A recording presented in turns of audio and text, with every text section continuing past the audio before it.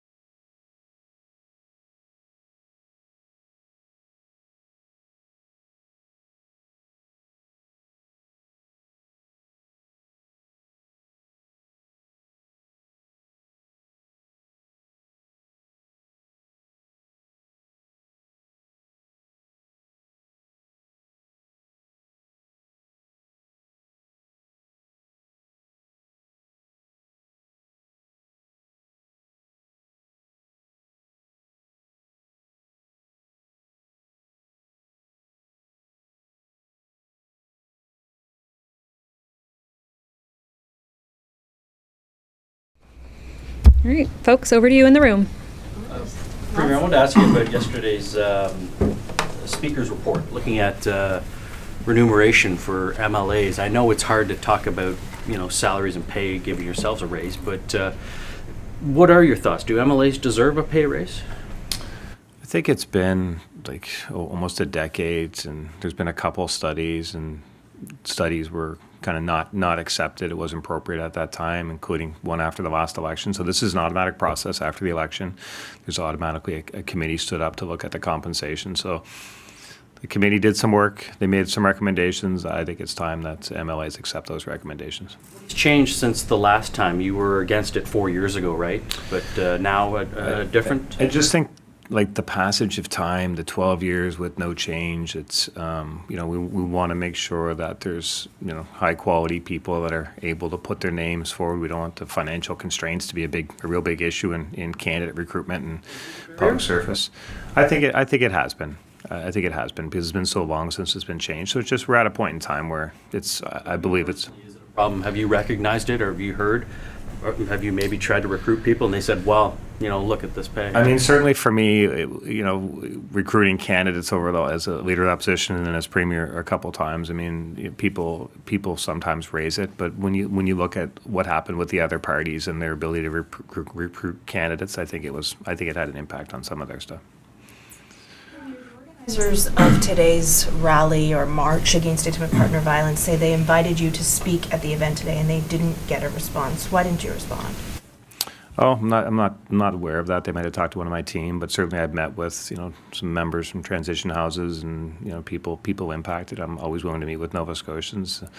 Know that you were invited to speak today at the event? I get a lot of invites, to be honest. I mean, it's a day of the legislature. It's pretty scheduled in advance, but I'm happy to meet with people. I think I've shown that the gender-based violence is an epidemic in our society. As a government, we're doing what we can, trying to make investments and support groups and support survivors. So it's a serious issue for us, and I'm happy to meet with people. There was quite a lot of talk at this event about the fact that you were not there, and they said they were so disappointed that you weren't there because you are a male leader in this province, that it's important for you to be a public ally. What do you say to that? Well, sorry to hear that. I am an excuse me. I am an ally for sure, and meet with people, and I believe that it's important for men to understand and step up and speak out and acknowledge when they see something and take action. So I'm certainly concerned about the level of gender-based violence in our community. I think we've shown that from some of the government actions we've taken, and I'm happy to meet with people. Premier, I'd like to talk with the Auditor General.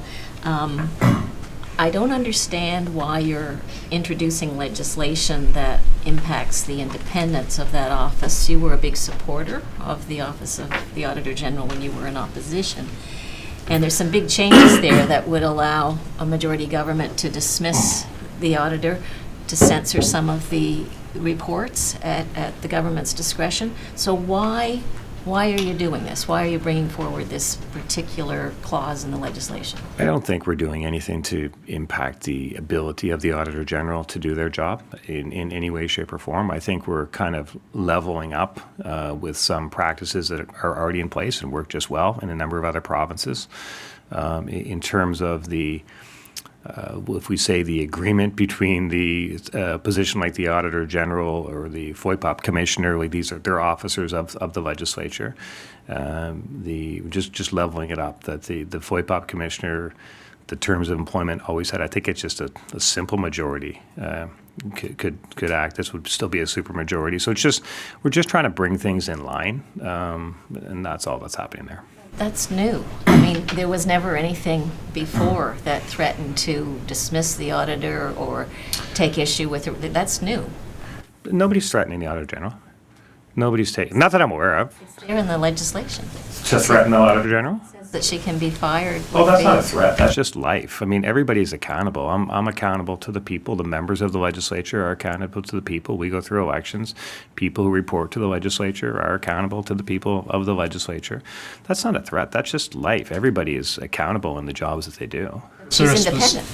I'm sorry. She's an independent officer. So absolutely, she is. So why should any government be able to dismiss the person? I can't think of this is happening in a number of provinces. The function just works just properly.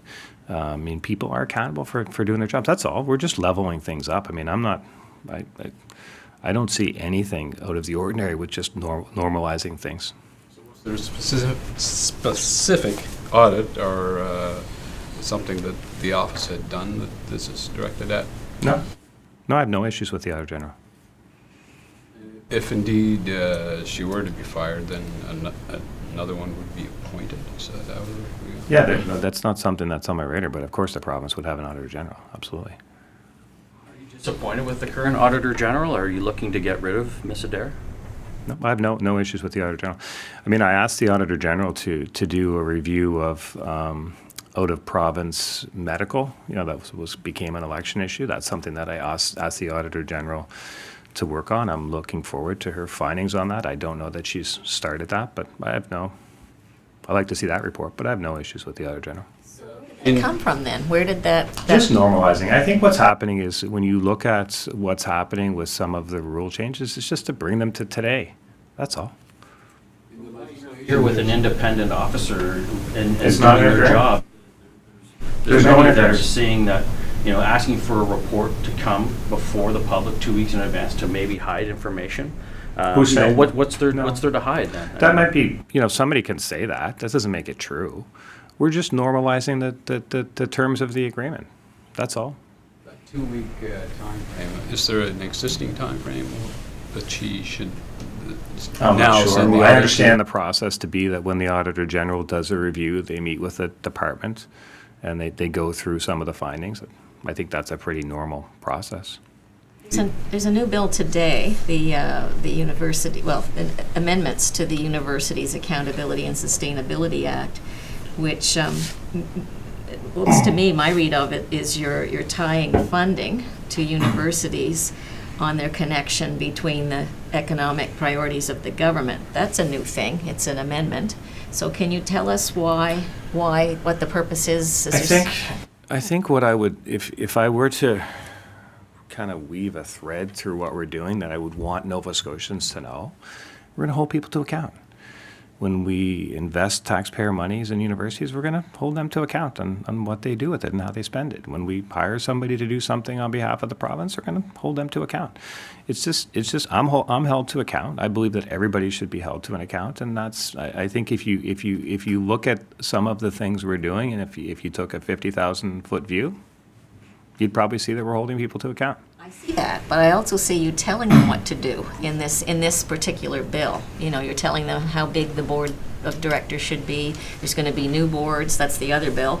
But in the language, some of the changes are giving more authority to the minister. To hold them to account.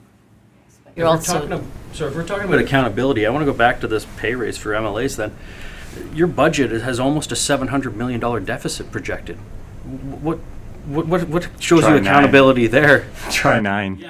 Well, sure, and maybe more. Yeah. How is that accountability then, and giving yourselves a raise at a time when we're running such a deficit? The province has to be managed. We understand that. We're open and frank and transparent about the financial situation of the province with the budget, with the discussions, with every meeting I have. That's why we need to grow the economy. That's why we need to manage the expenses. This is just life.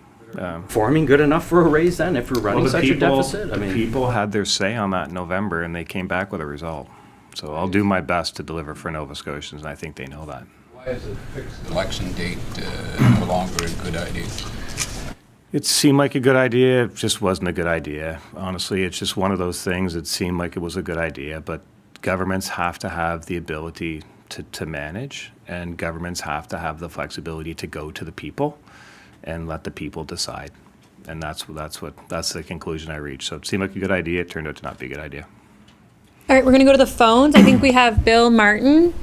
Bill, are you there? I am indeed. Go ahead. Premier, the question of the pay raises and so on, as announced, are retroactive and binding to the end of last year. Now, I recognize fully that it's an independent committee. It's not of your doing, but nonetheless, it seems untimely given the cost of living and all of the issues and efforts that you've made as a government, and we're seeing, a whole turmoil in Ottawa over the very question, it just seems so untimely to present such a dramatic increase in pay for MLAs and for the various cabinet and senior positions across the province, especially when most people would be quite content just to get a cost of living increase.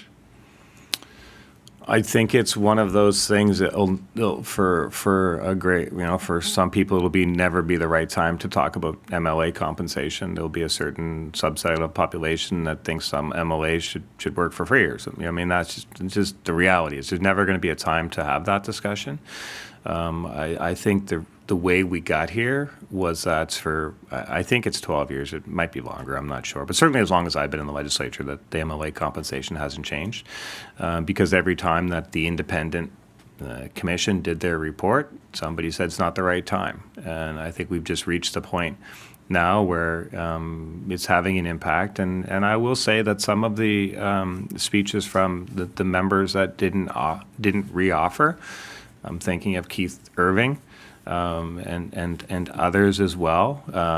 As they left the chamber, they commented on the financial implications of the 12-year raise, and I would say that made an impact on me. But the independent commission did their work, and we accept their findings. Well, as you know, I support the fact that you can't be expected to work for free, and cost of living rises for you like everybody else, but it just seems out of proportion. And again, it's not of your doing, it's an independent body. However, one could make the argument to say that these three deputy ministers working independently, you impact on their salaries, here they are impacting on yours. Could it be that they wanted to give you a nice hefty boost because they might be hoping you'll do the same in return? No, I think that would be unfair. I would never question the professionalism of certainly these deputies, but the people working in the public service. I think those deputies, long, well-respected careers working in the public service, they understand the roles of MLAs probably more than most. Let's say, just from their careers and having understand the role of the politicians and the impact on them. So I think they were appropriate people, and I certainly have great professional and personal respect for them.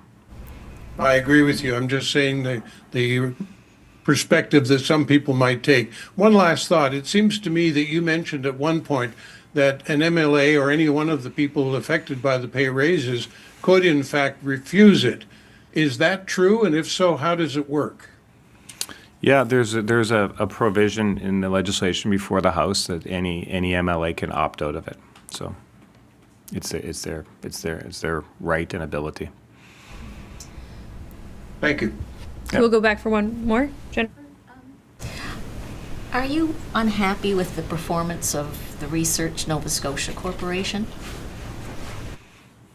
In what sense? Well, again, maybe in this latest bill that affects universities and empowers the Minister of Advanced Education to have more say over their programming, there's also the minister is also being given sole discretion to determine the key research priorities of Research Nova Scotia. So I guess I'm wondering if you're unhappy with their performance, because now he's going to be the one. Again, I would say that everyone who receives money from the taxpayers of this province should be accountable to the taxpayers of the province. And in a number of situations, they should be working on goals that are consistent with the people. So I think all of this stuff is we're just kind of making sure that everybody knows where they stand. All right. Thank you, everyone. That's all the time we have. Thank you. Thanks, everyone.